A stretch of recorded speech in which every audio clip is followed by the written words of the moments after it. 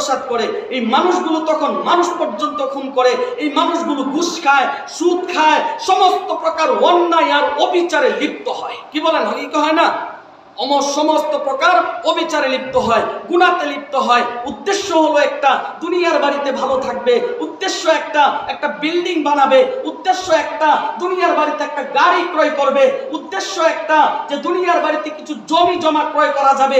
অথচ আল্লাহ তো বান্দাকে বুঝাইতে চায়, বেটা এই জমি নিয়ে কে কবরে গেছে বলো বান্দা, এই টাকা নিয়ে কারে কবর দিতে পারছে পৃথিবীবাসী বলো বান্দা, এই অর্থকড়ি আর জাকজমকতা আর ক্ষমতা নিয়ে কোন মানুষটা কবরে গেছে?